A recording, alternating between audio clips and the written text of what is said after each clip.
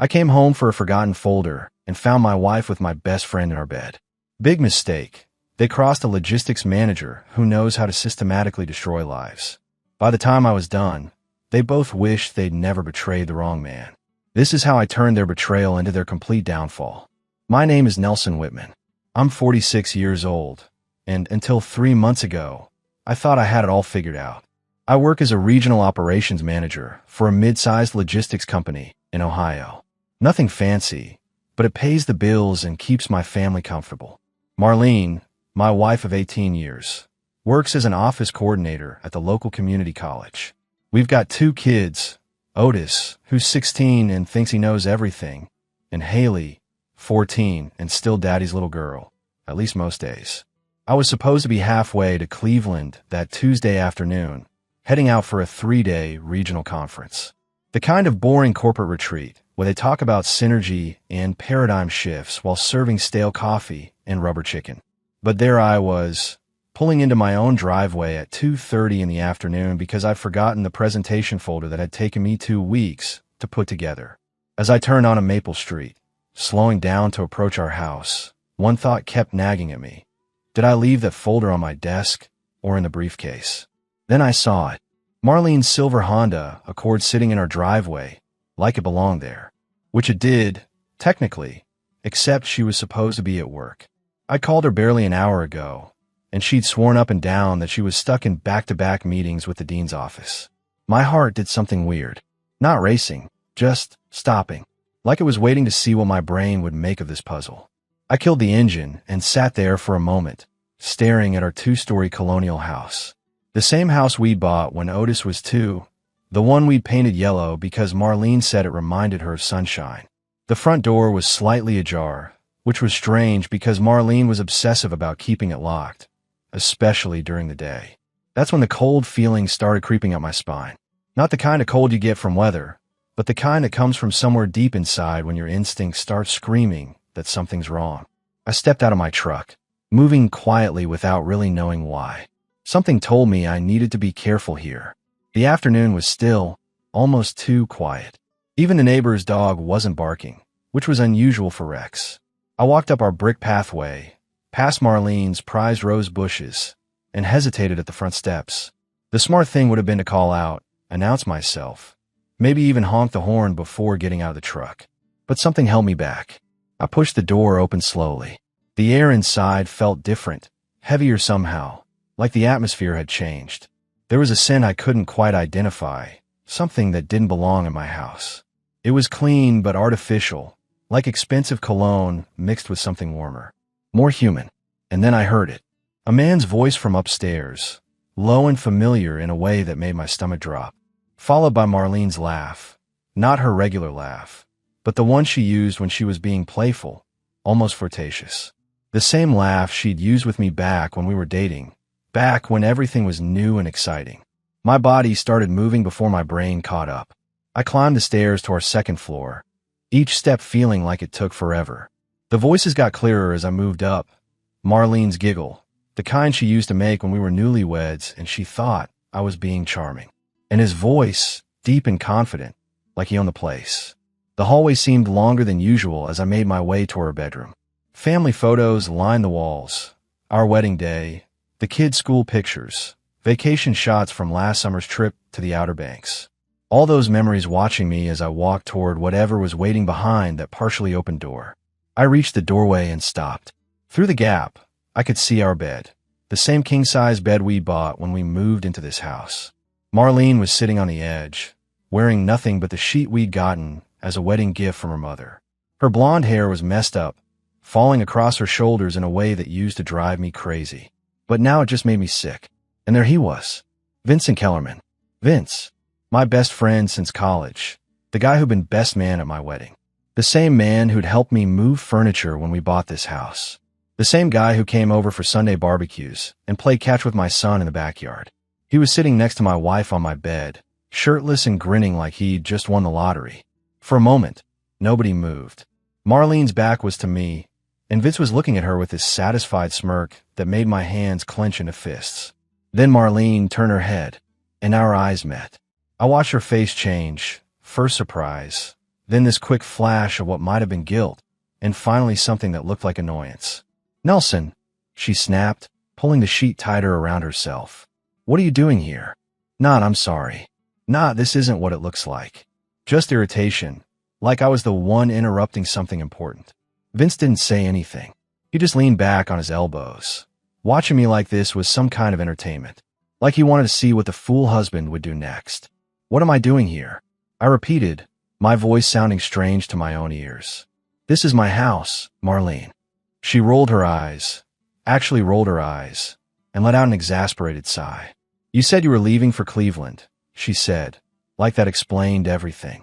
"You're supposed to be gone until Friday." The casual way she said it hit me harder than any slap could have. This wasn't a mistake or a moment of weakness. This was planned. They'd been waiting for me to leave. "How long?" I asked, looking between them.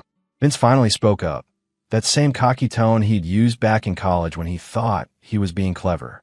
"Does it really matter, buddy?" he said, emphasizing the last word like it was a joke. That's when something snapped inside me. Something cold and final settled in my chest as I stared at these two people who had just blown up my entire world. 18 years of marriage, 25 years of friendship, all destroyed in one afternoon because they couldn't keep their hands off each other. "You want to know how long, Nelson?" Marlene said, standing up now, still clutching the sheet around herself like it gave her some kind of moral authority. "Fine. 3 months. Are you happy now?" 3 months. While I was working overtime to save for Haley's braces. While I was planning our anniversary dinner. While I was being the faithful husband and father, they were laughing behind my back. 3 months, I repeated, my voice deadly calm. In our bed. In our house.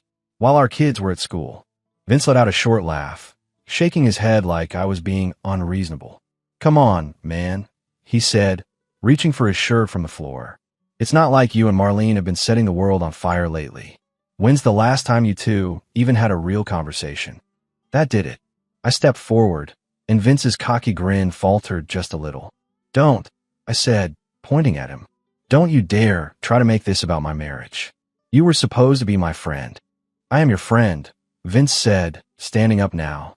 "Sometimes friends tell each other hard truths. Marlene's been unhappy for years. Nelson. Years." I looked at my wife, waiting for her to deny it, to say something that would make this all make sense. Instead, she nodded. "He's right," Marlene said quietly. "I've been unhappy. You work all the time. You barely talk to me anymore. And when you do, it's about the kids or the bills or the house. When's the last time you asked me what I wanted? What I needed? So you decided to sleep with my best friend?" I asked. "I decided to feel alive again," she snapped back. "Vincent listens to me. He makes me laugh. He makes me feel like a woman instead of just your wife and their mother." The way she said just cut deeper than anything else. Like being my wife, being their mother, was somehow beneath her. I turned to Vince, who was buttoning his shirt with hands that weren't quite steady. "Get out," I said. "Nelson, let's just get out of my house. Now." Vince looked at Marlene, like he was waiting for her to say something. She didn't. "This isn't over," he said as he walked past me. "Yeah, it is," I replied, and I meant every word. As soon as I heard the front door close, I pulled out my phone. Time to make some calls. The moment Vince's car pulled out of my driveway, I was already dialing. Marlene was still in the bedroom, probably getting dressed and trying to figure out her next move. But I was done reacting. Time to take control. "Davidson Construction, this is Gary." Gary Davidson was Vince's boss, a straight-laced guy in his 60s who didn't tolerate any nonsense from his crew. "Gary, it's Nelson Whitman. We met at the Chamber of Commerce mixer last month." "Sure, Nelson. What can I do for you?" "I thought you should know that Vincent Kellerman has been using company time for personal activities. Specifically, he's been having an affair with my wife during work hours." Silence on the other end. Then Gary cleared his throat. "Are you certain about this?" "I just caught them in my bedroom at 2:30 on a Wednesday afternoon. Unless you gave him permission to take a long lunch break, I'd say he's stealing time from you." "I appreciate you letting me know," Gary said, his voice tight. "I'll handle this. One down. Next call. Otis. It's Dad. Listen, son, I need you to pick up Haley from school today and take her over to Grandma's house. Tell Mom I said to expect you both for dinner." Dad, is everything okay? My 16-year-old sounded worried. Everything's going to be fine, son. I just need to handle some adult business with your mother. Can you do that for me? Yeah, sure. Should I tell Grandma anything? Just tell her I'll call her later tonight. After I hung up, I could hear Marlene moving around upstairs. Time for the next phase.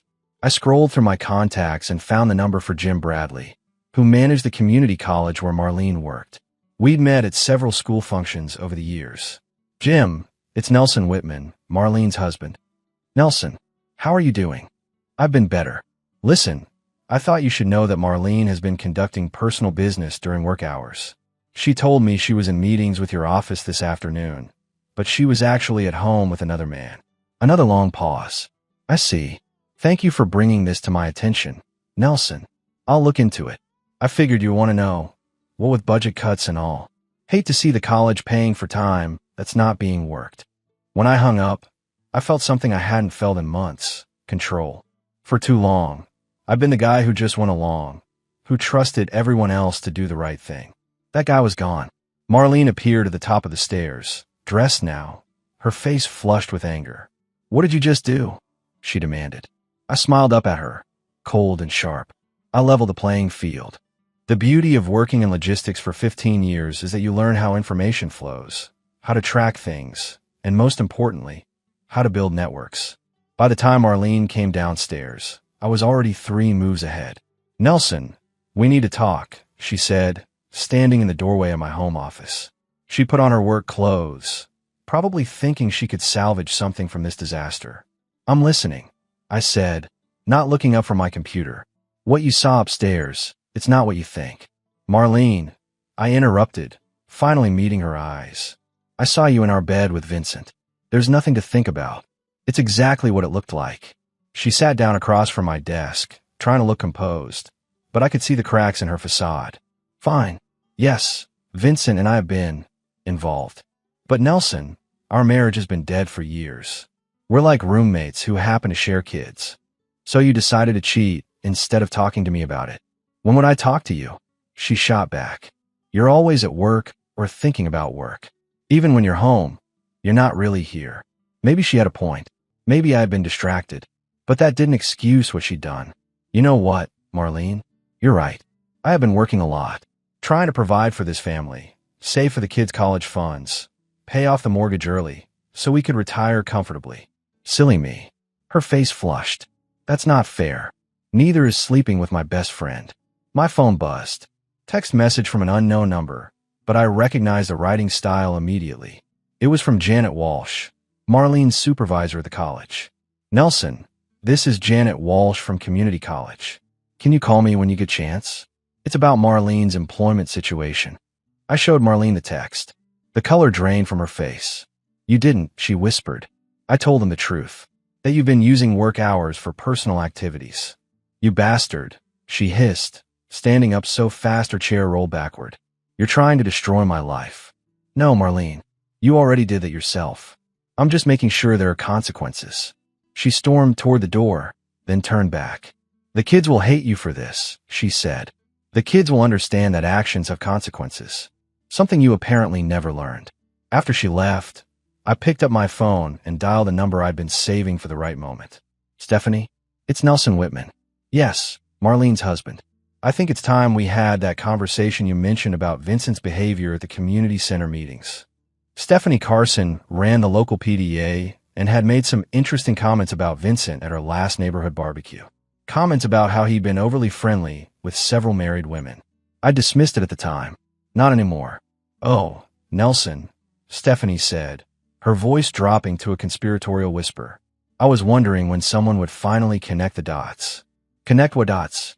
Vincent's been making rounds. Honey, Marlene's not his first married conquest this year. 20 minutes later, I had a complete picture of Vincent's activities, and it was worse than I'd imagined. According to Stephanie, he'd been working his way through the local social circles like a predator with a hunting license. There's Linda Morrison, you know, Tom Morrison's wife. She ended their affair last month. And Sarah Chun from the school board, though that one only lasted a few weeks. Oh, and rumor has it he made a pass at Janet Fitzgerald, but she shut him down hard. How many people know about this? I asked. More than you'd think. Vincent's not as smooth as he believes he is. We've been watching this train wreck for months, waiting for someone to do something about it. Well, someone's about to. I hung up and immediately started making calls. First to Tom Morrison. Tom, it's Nelson Whitman. I need to ask you something, and I need you to be straight with me. Has Vincent Kellerman been bothering your wife? Silence. Then a heavy sigh. Yeah. Linda told me about it last month. She said he came on to her at the grocery store, of all places. Made some comment about her being too good for me. What did you do about it? Linda asked me not to make a scene. Said she could handle it herself. But Nelson, if he's been messing with Marlene too. He has. For 3 months. Son of a bitch. What do you need from me? Just spread the word. Let people know what kind of man Vincent really is. Next call was to Janet Fitzgerald, who confirmed Stephanie's story about Vincent's failed attempt to seduce her. He cornered me after the city council meeting last month, Janet said. Told me I was wasted on my husband, that he could show me what a real man was like. I told him exactly where he could shove his advances. Would you be willing to talk to other people about this? Honey, I've been talking. Most of the women in this town know to stay away from Vincent Kellerman. It's the men who've been slow to catch on. By 6 o'clock, my phone was buzzing constantly. Word was spreading through our social circle like wildfire. Vincent's reputation was getting torched, and Marlene's right along with it. The front door opened, and I heard Otis's voice calling out, Dad, Grandma sent us home. She said you called and told her we needed to come back. I walked out to meet my kids. Otis looked confused, and Haley seemed nervous. Hey guys, how was Grandma's? Dad, what's going on? Otis asked. Grandma was acting weird, and Mom's car is here, but she's not answering when we call for her. I took a deep breath. Time to be the father they needed. Sit down, both of you. We need to have a serious conversation about some changes that are going to happen in our family. This was the part I've been dreading, but they deserve the truth, or at least a version of it they could handle. Your mother and I are going to be getting divorced, I said simply. Haley's eyes immediately filled with tears. Otis just stared at me. Why? Haley whispered. Because sometimes adults make choices that hurt the people they're supposed to love, I said, sitting down between them on the couch. And when that happens, the family has to change. The next morning, I was sitting in the office of Margaret Shunn, the best divorce attorney in the county. She'd come recommended by 3 different colleagues, and after our initial consultation, I understood why. Nelson, she said, reviewing the documentation I brought. This is one of the most organized cases I've seen in 20 years of practice. You've essentially built the entire case for me. I work in logistics. I'm used to documenting everything. Margaret smiled grimly. Well, your attention to detail is going to serve you very well. With this evidence of adultery and the financial records showing how you've been the primary breadwinner, we can push for a very favorable settlement. What about the kids? Given Marlene's current situation, losing her job, the affair, the instability, I think we can make a strong case for primary custody. Judges don't look kindly on parents who disrupt their children's lives for selfish reasons. I'd spent most of the previous evening explaining the situation to Otis and Haley. It was one of the hardest conversations I'd ever had, but they deserved honesty. Otis had taken it better than expected, asking practical questions about where they'd live and how school would work. Haley had cried, but she'd also asked if this meant the fighting would stop. That question broke my heart. There's something else, Margaret continued. I've been doing some research on Vincent Kellerman. Did you know he's been through 2 previous divorces, both citing adultery? No, I didn't. Well, his pattern is becoming quite clear. And that could be useful if Marlene tries to claim this was true love rather than just another fling. My phone buzzed. Text from an unknown number. Mr. Whitman, this is Sandra Kellerman, Vincent's ex-wife. I heard about your situation. We should talk. I showed Margaret the message. Interesting, she said. Sandra Kellerman was one of my clients 3 years ago. Very thorough woman. If she wants to talk, I'd listen. 2 hours later, I was sitting across from Sandra Kellerman in a quiet restaurant downtown. She was an attractive woman in her late 30s, with the kind of sharp intelligence that comes from surviving a bad marriage. Vincent has a playbook, she said without preamble. He targets married women who feel neglected, love bombs them for a few months, then moves on when they start expecting more than just excitement. How do you know all this? Because I hired a private investigator during our divorce. Vincent's been doing this for 15 years. Nelson, your wife is just his latest victim. She slid a business card across the table. This is the PI I used. Rick Santos. He's got files on Vincent going back a decade. Might be useful for your case. Why are you helping me? Sandra's expression hardened. Because Vincent destroyed my marriage, took half my assets, and then did the same thing to Linda Morrison 6 months later. Someone needs to stop him before he ruins another family. What about Marlene? Do you think she knew what she was getting into? Honestly, probably not. Vincent's very good at making women feel special, like they're the exception to his pattern. But that doesn't excuse her choices. That evening, I picked up the kids from my mother's house. She'd been watching them while I handled legal business, and I could tell she had questions. Dad, Otis said as we drove home, are you going to be okay? I mean, financially and everything. We're going to be fine, son. Better than fine, actually. What about Mom? That was a harder question. Your mother made some choices that have consequences. She's going to have to figure out how to deal with them. Will we still see her? Of course. She's still your mother, and nothing changes that. But things are going to be different for a while. When we got home, Marlene's car was in the driveway. Time for another confrontation. Marlene was waiting in the living room when we walked in. She'd been crying, and her makeup was smudged. For a moment, I almost felt sorry for her. Almost. Kids, go upstairs and start your homework, I said. Dad, can we? Haley started. Upstairs. Now. After they left, Marlene stood up, wrapping her arms around herself like she was cold. Nelson, we need to talk about this rationally, she said. I'm listening. I lost my job today. Janet called me into her office and said they were terminating my employment effective immediately. They said it was due to misuse of resources and time theft. I didn't respond, just waited. I know you're angry, but destroying my career isn't going to fix our marriage. Our marriage is already destroyed, Marlene. You took care of that 3 months ago. So what? You're just going to throw away 18 years because of one mistake. One mistake. I sat down across from her. Marlene, I've spent the last 2 days learning about Vincent's history. Did you know you're the 7th married woman he's seduced in the past 2 years? Her face went pale. That's not true. I have documentation. Photos, credit card records, testimony from his ex-wives. You weren't special, Marlene. You were just convenient. She was quiet for a long moment, and I could see her processing this information. Even if that's true, she said finally, it doesn't change the fact that our marriage was already in trouble. Vincent didn't create problems that weren't already there. You're right. Our marriage did have problems. But instead of talking to me about them, instead of suggesting counseling or making an effort to fix things, you decided to cheat. That's the choice you made. What do you want from me, Nelson? You want me to beg? Fine. I'm sorry. I made a terrible mistake, and I'm willing to do whatever it takes to fix this. I studied her face, looking for any sign of genuine remorse. All I saw was desperation. Where's Vincent now? I asked. What do you mean? I mean, when the going got tough, where did your soulmate go? Is he here helping you through this crisis? Is he offering to support you while you look for a new job? Marlene's silence was answer enough. He dumped you, didn't he? As soon as things got complicated, Vincent Kellerman moved on to his next victim. Tears started flowing down her cheeks, but she nodded. That's what I thought, I said, standing up. Marlene, I filed for divorce. My attorney will be in touch with yours. I'm seeking primary custody of the kids and an equitable division of assets. You can't take my children away from me. I'm not taking them away. I'm providing them with stability. Something you obviously can't do right now. She stood up, anger replacing the tears. This is all Vincent's fault. He seduced me. He lied to me. He made me think.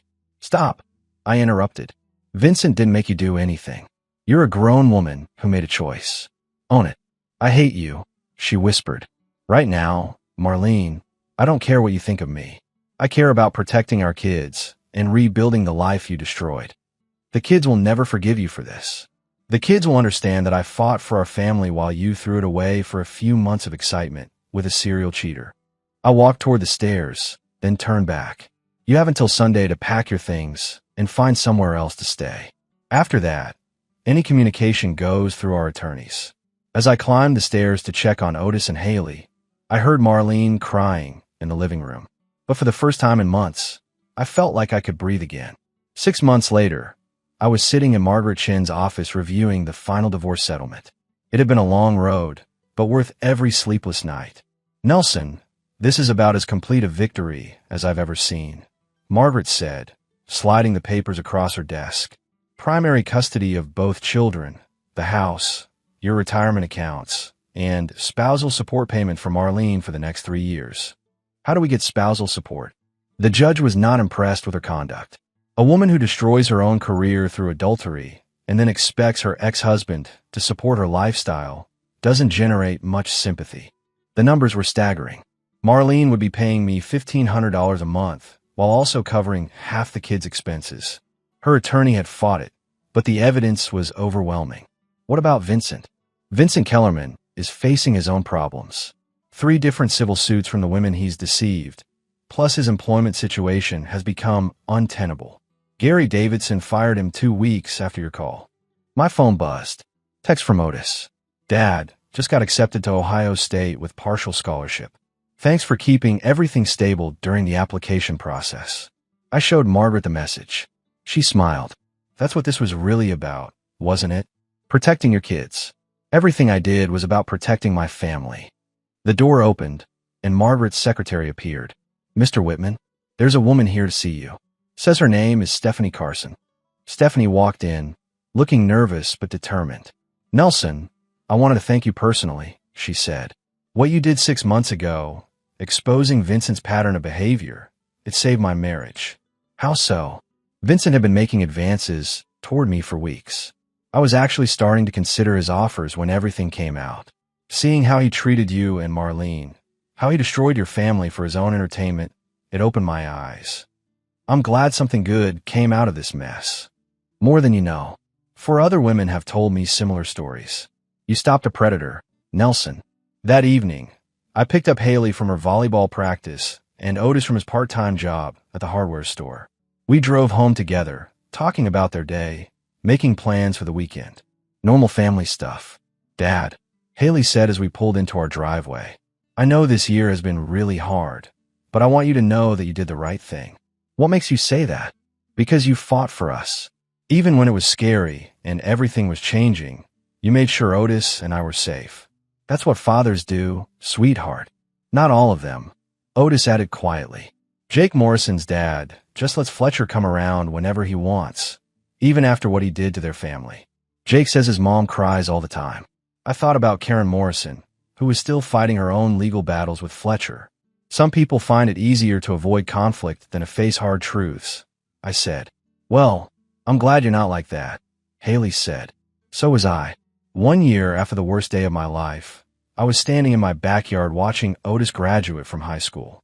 The yard was full of family and friends, including several people who'd become closer allies than I'd ever expected. Sandra Kellerman was there with her new boyfriend, a decent guy who appreciated what he had. Tom Morrison had brought his family, minus Fletcher, who was apparently living 3 states away after losing everything in the civil suits. "Nelson," Sandra said, approaching with a glass of lemonade. "I heard Otis got a full scholarship to Ohio State. Engineering program. Kid's got a good head on his shoulders. Takes after his father." Margaret Chin appeared at my elbow, smiling broadly. "Nelson, I have news. Vincent's latest legal troubles just got worse. Apparently, he's been charged with fraud in connection with some construction contracts. How does someone go from adultery to fraud? Desperation makes people stupid. He's been falsifying invoices and skimming money from job sites. His new employer caught him and pressed charges." I shook my head. Some people never learned. "What about Marlene?"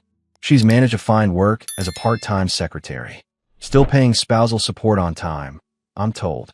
The kids had maintained a relationship with their mother, but it was different now. Supervised visits at first, then gradually more freedom as she proved she could be stable.